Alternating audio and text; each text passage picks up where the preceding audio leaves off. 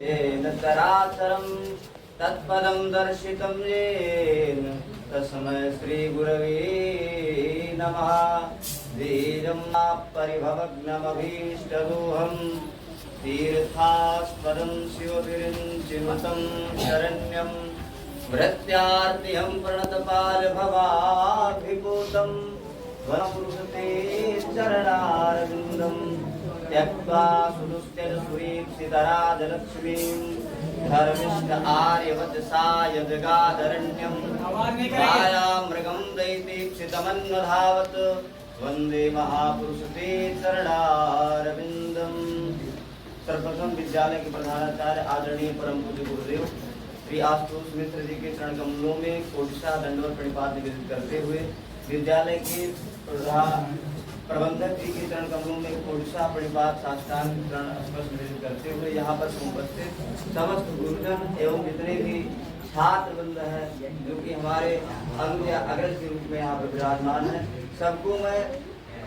इस स्वतंत्रता दिवस के दिव्य अमृतमय वेला की हार्दिक शुभकामनाएं अर्पित करता हूँ। ये अवसर हम आपको जैसा कि पूर्व में हमारे अग्रज बड़े भैया राजहंस मिश्र जी जो इस विद्यालय के अध्यापक हैं और यहाँ से लेकर के अवध क्षेत्र अयोध्या तक इन्होंने अपने दिव्य गौरव गाथा की कीर्ति को यशस्विता को बढ़ाया है।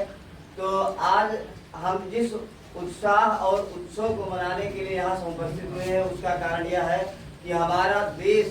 पहले अंग्रेजी आपदाओं के कारण इसमें विदेशी तमाम प्रकार के आक्रांता जिनके क्लेश के कारण हमारा देश यहाँ पर दुख नाना प्रकार के हमारी स्त्रियों के आबरू को लूटा गया, विद्यार्थियों की शिक्षा का दमन किया गया। क्योंकि जब जब विदेशी आक्रांता आए तो उन्होंने हमारी शिक्षा पर हमारी संस्कृति पर कुठाराघात किया। शिक्षा और संस्कृति पर कुठाराघात करने का उनका एक ही उद्देश्य था कि अगर यहाँ से शिक्षा संस्कार और समाप्त कर दिया जाएगा तो यहाँ पर विजय प्राप्त कर लिया जाएगा। सर्वप्रथम हमारे विद्यालयों का जो पूर्ण श्रेयस्कर योगदान रहा वो गुरुकुलों का रहा है, लेकिन जब से बख्तियार खिलजी इत्यादि शासक आए तो उन्होंने नालंदा विश्वविद्यालय जो बिहार प्रांत का सबसे गौरवशाली महाविद्यालय रहा है, विश्वविद्यालय रहा है, जहाँ पर दर्शन नीति ज्योतिष शास्त्र इत्यादि की तमाम शिक्षाएं दी जाती थी और भारतवर्ष के अतिरिक्त चीन इत्यादि से वहाँ पर शिक्षा ग्रहण करने के लिए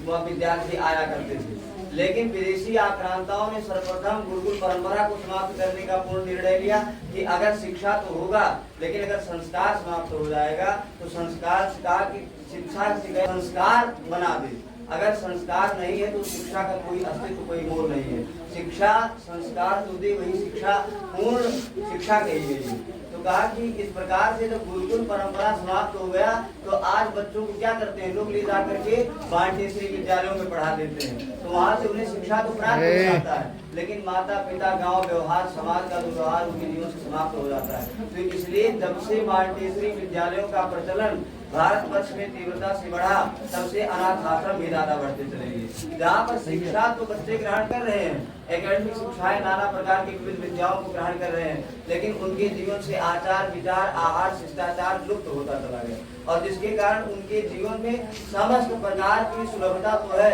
धन धान्य से परिपूर्ण है, लेकिन इसके अतिरिक्त समाज में उनका जो परिचय है वो कहीं न कहीं